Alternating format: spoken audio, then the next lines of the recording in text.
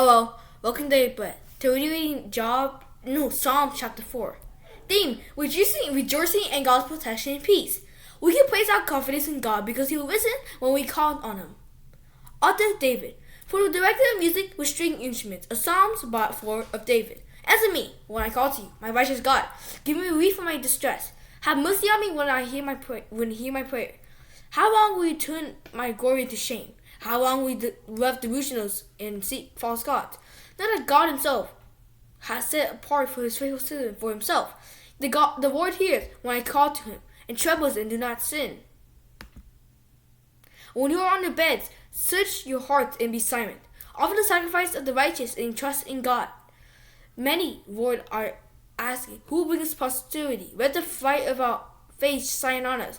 Fill my heart with joy, the grain and new wine abound. In peace I will lie down and sleep. For you alone, Lord, you make me dwell in safety. And now that is it for the meaning. And the story. Now we read the meaning. The Psalms may have been written by David while he was asking his enemies to reconsider the support of Absalom. Others see the Psalms as a prayer of relief from calamities such as drought. It's why written shortly after Psalm 3 was. The term false god could be raised to lies.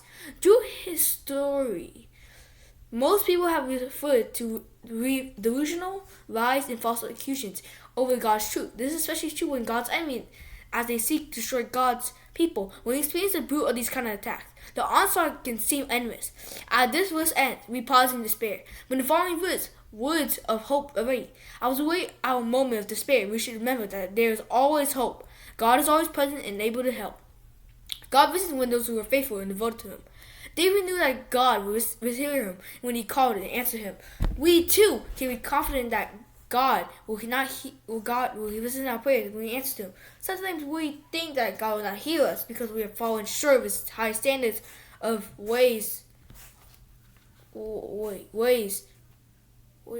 standard of holy living. But we are trusting in God's salvation. God's forgiven us.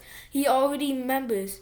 He always listens to us. When you feel your prayers are bouncing off the ceiling, know that you are a believer. Set prayer for God. He loves you. He hears you and answers you. Though His answers may not be expected. Look at your problems in the light of God's power instead of looking at the shadow of God in the shadow of your problems.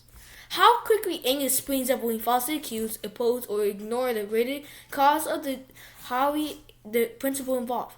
The more likely we are to be outraged. In these situations, David says to take a time out and reconsider quietly, not to lash out. Constrain your anger until you respond in a way that speaks truth while honoring God. Worship in David's day included animal sacrifices by the priests in the tabernacle.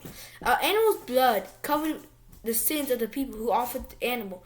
Specific rules have been given to offer sacrifices, but more important to God than ceremony was a longer attitude of submission and obedience. We no longer sacrifice animals. Sacrifice of our time, resource, and energy offered in the right spirit are still pleasing to God. However, He wants our obedience and praise before our gifts. Offer your God your sacrifice and be totally obedient and heartfelt praise.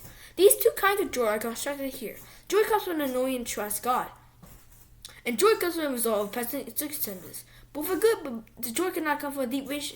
But the joy that comes from deep wish in God is strong and steady and can't be shaken. There's nothing wrong with having happy with present circumstances. For example, a family gathered around the table and plenty of good food. But present circumstances are unpredictable. They come and go. When they go, can you still be happy? Can you have the kind of strong and steady joy that defeats discouragement?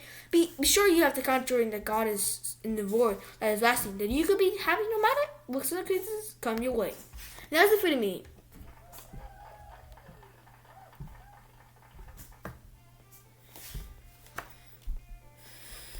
Thank you for reading Dairy, but I hope you have a wonderful day. Goodbye.